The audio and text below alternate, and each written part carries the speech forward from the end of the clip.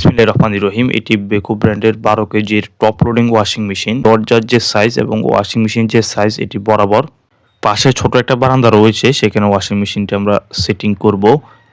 এখানে দরজা যেটি, এটি যদি আমরা খুলে নেই তাহলে ওয়াশিং মেশিনটি সহজে বারান্দায় আনা যায়। তো স্টেপ বাই স্টেপ হচ্ছে আমরা দরজাটি খুলে নিব।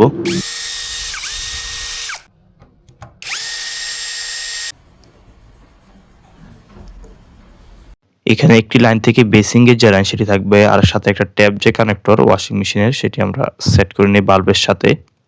ইনলেট ফানির কানেকশনের জন্য এখানে হোল করতে হয়। হোল করে দিক দিয়ে হচ্ছে ইনলেট যে পাইপ, সেটা বেসিং এর যে লাইন সেখানে হচ্ছে কানেকশন হবে। এখানে এসে হচ্ছে এটি আমরা অ্যাড করে নেই।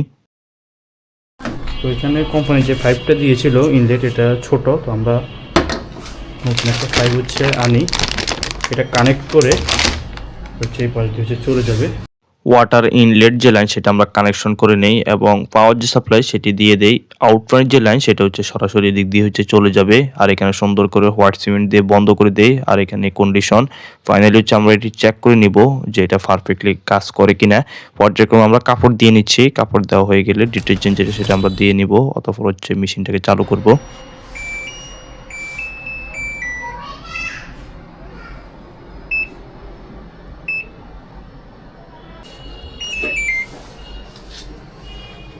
কুইক ওয়াশে দিয়ে আমরা চেক করে নিচ্ছি পারফেক্টলি এটি কাজ করে কিনা। আস্তে আস্তে পানি যেটি সেটি হচ্ছে ড্রামের মধ্যে ভর্তি হচ্ছে। আজকের ভিডিওতে আমরা যে ওয়াশিং মেশিনটি ইনস্টল করেছিলাম সেটি ছিল বেকো ব্র্যান্ডের। এটার মডেল BTL 12 DT1 COD।